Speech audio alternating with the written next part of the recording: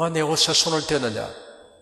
예수님의 이 질문은 주위 사람들을 당혹하게 만들었습니다. 누구도 예기치 못한 돌발적인 질문이었고 그 질문하시는 의도를 알지 못했기 때문입니다. 예수께서 이러한 질문을 하게 되신 상황은 이러합니다. 예수께서 갈릴리 동편 그라사 지방에서의 활동을 마치고 배를 타고 갈릴리 바다 서편의 가버나움으로 돌아오셨습니다. 예수님이 해변에 도착하자 큰 무리가 그에게로 모여들었습니다. 그때 한 사람이 급히 앞으로 나오더니 예수님의 발 아래 엎드렸습니다. 그런 회당장이었습니다. 회당장은 유대인의 공동체인 회당에서의 모임을 주관하는 관리자들 중에 우두머리로서 존경받는 위치에 있었습니다. 회당장은 유대 사회에서 신망이 두터운 사람이 선출되었습니다. 이런 회당장이 예수님 발 아래 엎드린 것은 예사로운 일이 아니었습니다. 이 회당장은 예수님에 대한 바른 지식과 믿음을 가졌던 것으로 보입니다. 회당장은 즉시 온 마음으로 간청하였습니다. 제 어린 딸이 죽게 되었습니다. 제 집에 오셔서 그 아이에게 손을 얹어 고쳐주시어 살게 하여 주십시오.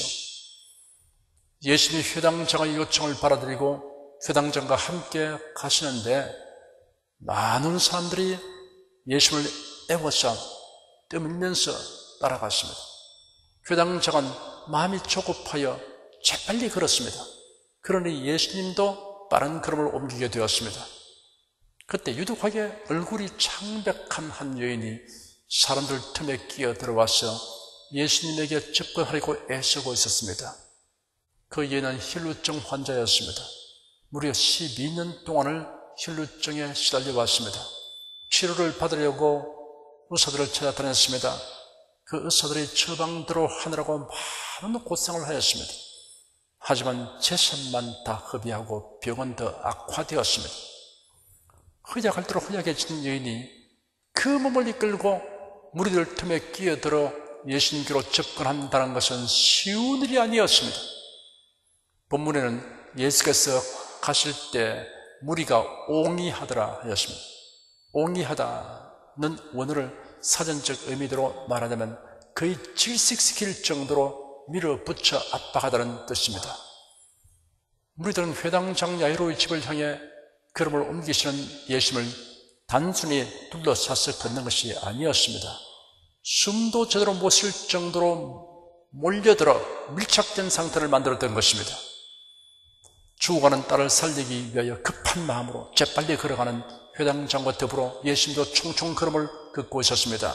한편 창백한 여인은 예수님을 애워싼 무리 안으로 들어가려고 사력을 다하고 있었습니다. 그 여인이 무슨 이유로 죽을 힘을 다해 예수님에게 접근하려고 하는 것입니까? 자신이 예수님의 옷에만 손을 대어도 혈루증이 나을 것이라고 믿었기 때문입니다. 그 여인은 건장한 남자들로 인하여 몇 번이나 뒤로 밀려났는지 모릅니다. 그때마다 여인은 이를 악물고 뼈만 남은 앙상한 팔을 내밀어 무리들 사이를 헤집고 나아갔습니다. 마침내 여인은 여의고 핏기 없는 손을 내밀어 예수님의 옷을 만졌습니다. 그 순간 출혈이 그쳤습니다. 여인은 병이 나은 것을 알았습니다. 다 형언하기 어려운 기쁨이 여인의 마음을 가득히 채웠습니다. 그때였습니다. 예수께서 가시던 걸음을 멈추셨습니다. 예수님이 갑자기 멈추었기 때문에 애워서 따르던 사람들이 일제히 뒷걸음을 쳐야 했습니다. 몸의 균형을 잃지 않으려고 후적거리는 사람도 있었습니다. 이 뜻밖의 행동에 대해 사람들은 의아스럽다는 표정을 지으며 서로 쳐다보았습니다. 예수께서 사람들을 둘러보면서 누가 내 옷에 손을 댔느냐라고 질문하셨습니다. 예수님의 옷에 손을 댄 사람은 한두 사람이 아니었습니다. 큰 무리가 예수를 따라가며 애워서 떠밀고 있는 중이었습니다. 누가 내 옷에 손을 댔느냐 하고 둘러보시니 눈이 마주치는 사람마다 고개를 가로저었습니다. 아닙니다. 저는 아니에요. 이렇게 말하는 사람이 있었습니다. 모두 모른다고 부인했습니다. 예수님을 떠밀고 가던 사람들이 거짓말을 한다기보다 그들이 의도적으로 예수님의 옷에 손을 대지 않았기 때문에 모두 자신은 아니라고 생각했을 것입니다. 예수님의 이 예기치 못한 질문을 들은 사람들은 각기 나름대로 예수님이 질문하신 의도를 해석했습니다. 어색하고 설렁한 분위기를 수습하려는 듯이 제 아들 중에 베드로가 예수님을 향해 반문했습니다. 무리가 애워서 미는 것을 보시면서 누가 내 옷에 손을 대었냐 물으십니까? 베드로의 반문에는 예수님의 질문이 너무나 현실 상황에 맞지 않는다는 것을 지적하려는 뜻이 들어 있습니다. 다른 생각을 하는 사람들도 있었을 것입니다. 예수님이 자신의 옷을 만진 사람이 누구인가를 알려는 뜻이 아니라 사람들이 너무 떠밀기 때문에 걷기가 불편하거나 혹은 불쾌해서 하시는 말씀이라고 생각하는 사람들도 있었을 것입니다. 사람들이 예수님으로부터 조금 떨어져서 따르도록 요청하는 행동으로 알았습니다. 병이 난 여인의 생각은 어떠했을까요? 율법에 의하면 혈루증은 부정한 병으로 간주되었습니다. 그리고 혈루병자가 접촉한 것은 모두 부정하게 되었습니다. 그러므로 여인은 자신의 무리한 행동이 예수님에게 발각되었고 드디어 예수께서 책망하시려고 하는 것으로 생각했을지도 모릅니다. 그러나 이 모두가 예수님의 질문하신 의도와는 무관한 것입니다. 사람들이 하나님의 말씀을 읽거나 설교를 통해 들을 때 자신의 경험과 취향에 맞춰 이해하려고 함으로 말씀의 참된 뜻에 이르지 못하는 경우가 흔히 있습니다. 예수님의 의도는 곧 명백해졌습니다. 예수께서 주위를 둘러보시니 혈루증을 고친 바른 여인이 두려워하여 떨며 예수님 앞으로 나와 엎드려 모든 사실을 말씀드렸습니다. 여인에 대한 사람들의 마음의 미운 감정은 누그러지고 대신 동정심이 생겨났습니다. 그 여인의 창백한 얼굴과 쇠약해진 몸 그리고 초라한 행색이 더욱 연민의 정을 느끼게 하였습니다. 예수께서 말씀하셨습니다. 딸아, 내 믿음이 너를 구원하였으니 평안히 가라. 네 병에서 너 건강할지어다. 예수께서 숨이 넘어가고 있는 회당장의 딸을 치유하기 위해 가시던 바쁜 걸음을 멈추시고 누가 내 옷에 손을 대었느냐라고 질문하신 이유가 명백해졌습니다. 이제 그 이유들을 설명해 드리겠습니다. 첫째 이유는 믿음의 손을 내밀어 예수님의 옷을 만진 여인에게 은혜 위에 은혜를 더하시기 위해서입니다. 예수께서 천국의 비밀을 말씀하실 때 무릇 있는 자는 받아 넉넉하게 되되 무릇 없는 자는 그 있는 것도 빼앗기리라 하였습니다. 예수는 혈루증을 고친 바른 여인에게 딸아, 내 믿음이 너를 구원하시니 평안히 가라.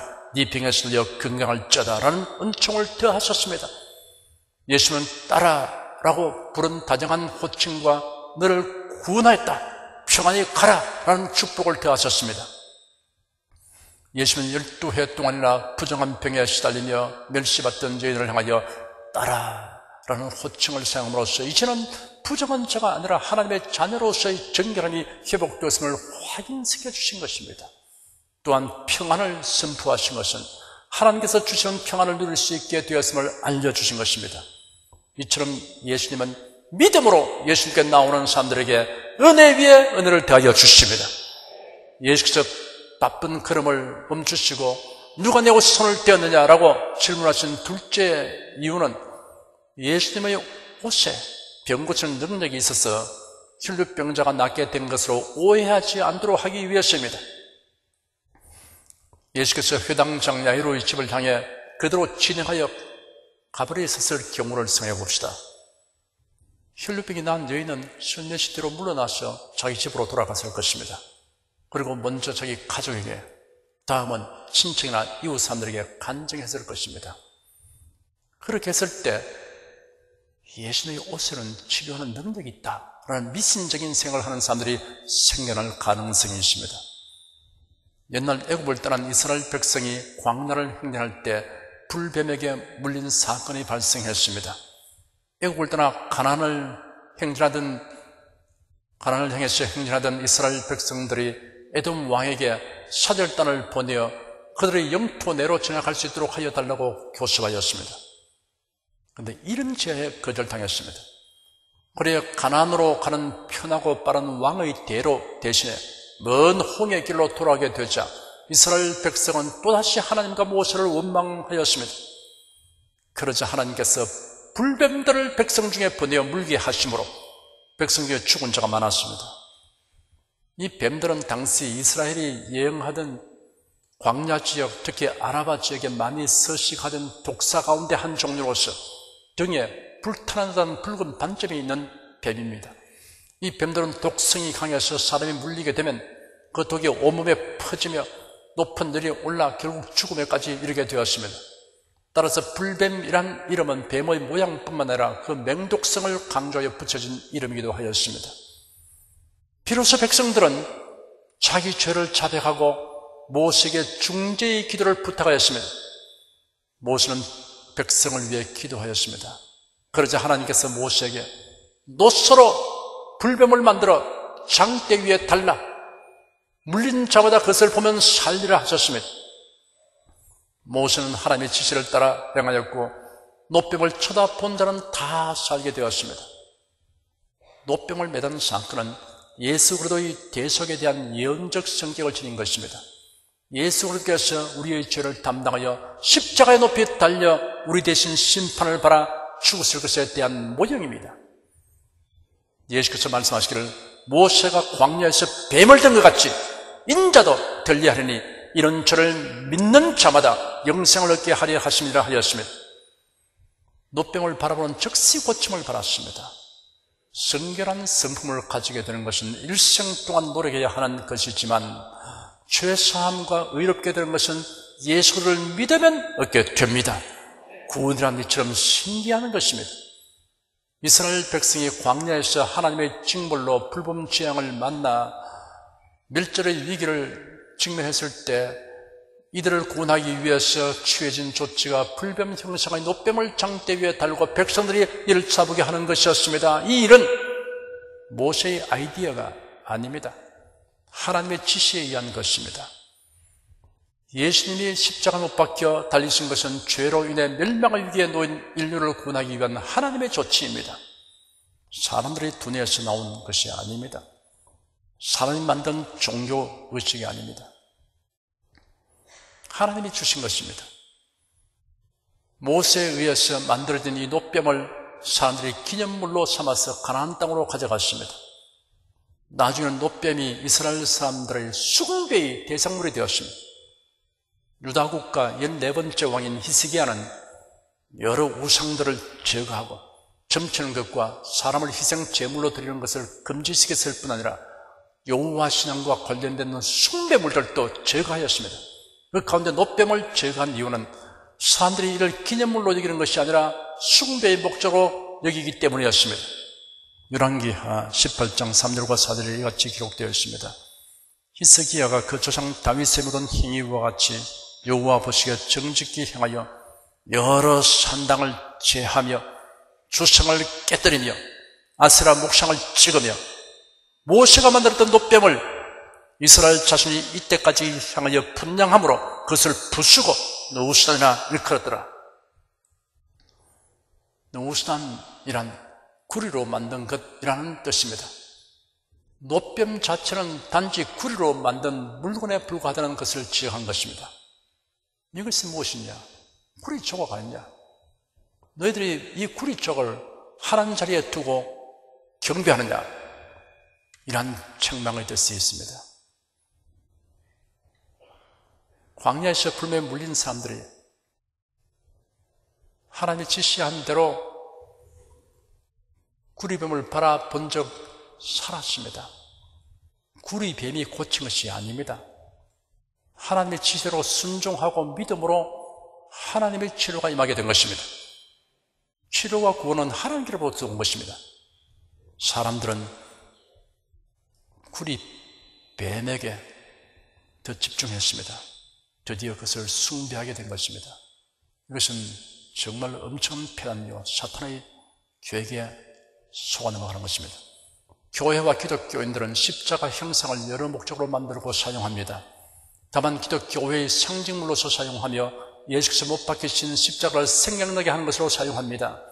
그러나 만일 이를 부적처럼 사용하거나 그 자체에 무슨 신비한 능력이 있는 것으로 여긴다면 히스기야 왕이 한 것처럼 이를 가차없이 버려야 할 것입니다. 본문에 기록되어 있는 혈루증 여인에 관한 사건 기록을 보면 베드로가 주여 무리가 옹이하여 미나이다 하니 예수께서 내게 손을 댄 자가 있도다. 이런 내게서 능력이 나간 줄 알미로다 라고 말씀하셨습니다. 내게서 능력이 나갔다고 하셨습니다. 예수님에게서 능력이 나갔다는 말씀은 주님의 능력에 의하여 여인의 혈루병이 나았다는 사실을 분명하게 밝혀주고 있습니다. 믿음으로 예수님에게 나온 여인에게 예수님이 오신 그 순간 예수님의 능력에 접촉하는 접촉점 역할을 한 것입니다. 치료의 능력의 출처는 예수님입니다. 예수님은 이러한 사실을 분명하게 알도록 하기 위하여 발걸음을 멈추셨습니다. 그리고 수많은 사람들이 예수님에게 접근하여 밀면서 옷을 만졌으나 기적적인 치유를 경험한 사람은 단 한 사람이었다는 사실을 드러냈었습니다. 그리하여 예수님의 옷이 치료한 것이 아니었다는 것을 분명하게 교훈하셨던 것입니다. 예수께서 바쁜 걸음을 멈추시고 누가 내 옷에 손을 떼었느냐라고 질문하신 셋째 이유는 하나님의 능력은 우리가 직접 경험하도록 허락된 것이니 믿음으로 손을 내밀어 주님의 권능에 접촉하는 교훈을 주시기 위해서입니다. 여인이 12회를 혈루증을 앓았으니 극도의 빈혈 상태였을 것입니다. 일어서기만 해도 뜨갈 터인데 예수님을 애워싼 사람들을 헤집고 예수님께 접근하려고 필사적으로 나아가는 여인의 모습을 상상해 보십시오. 몸의 균형을 잃지 않으려고 앙상한 팔을 내젓는 것이 보일 것입니다. 가련한 여인을 향하여 긍휼과 사랑으로 가득한 목소리로 말씀하신 예수님의 음성을 귀를 기울여 들어보십시오. 만일 예수께서 멈추어 서지 않으시고 회당장 야이로의 집으로 가시다고 하면 이처럼 감동적이고 은혜로운 사건을 묻혀버리고 말았을 것입니다. 예수께서 혈루증 나은 여인의 입으로 자신이 예수님에게 손을 댄 이유와 자신이 어떻게 즉시 낫게 되었는지를 사람들 앞에서 이야기하도록 하신 것은 우리를 위한 것입니다. 하나님의 능력은 우리가 직접 경험하도록 허락되는 것입니다. 믿음으로 손을 내밀어 주님의 권능에 접촉해야 합니다. 베드로가 예수님에게 선생님, 무리들이 성령을 애워싸고 있습니다 라고 말했음에도 불구하고 예수님은 내게 손을 댄 사람이 있다라고 대답하셨습니다. 누군가가 나를 만졌다는 말입니다. 마치 동문서처럼 들리는 말씀 같습니다. 그런데 여기에 매우 중요한 교훈이 있습니다. 신령한 메시지가 있습니다. 예수님의 대답을 유심히 들어보시기 바랍니다. 누군가가 나를 만졌다. 내게서 능력이 나간 것을 내가 알고 있다 하셨습니다. 그 많은 만짐 가운데 별다른 만짐이 있었습니다. 그 모든 만짐과 구별되는 만짐이 있었습니다. 그것은 주님의 능력이 흘러나가도록 한 만짐이었습니다. 그 별다른 만짐은 믿음으로 손을 댄 만짐이었습니다. 예수께서 여인에게 따라 내 믿음이 너를 구원하시니 평안히 가라 하신 말씀이 이를 설명해 주고 있습니다. 그러므로 누가 내 옷에 손을 떼었느냐라는 예수님의 질문은 믿음으로 내 옷에 손을 댄 자가 누구냐라는 질문이었습니다. 회당장 야이로의 딸을 살리는 것을 구경하려고 따라가는 사람들 구경꾼 중에 예수님의 옷에 접촉한 자가 많았습니다. 그러나 구원을 얻지 못했습니다. 예수님에 대한 바른 지식과 믿음을 함께 가져야 합니다.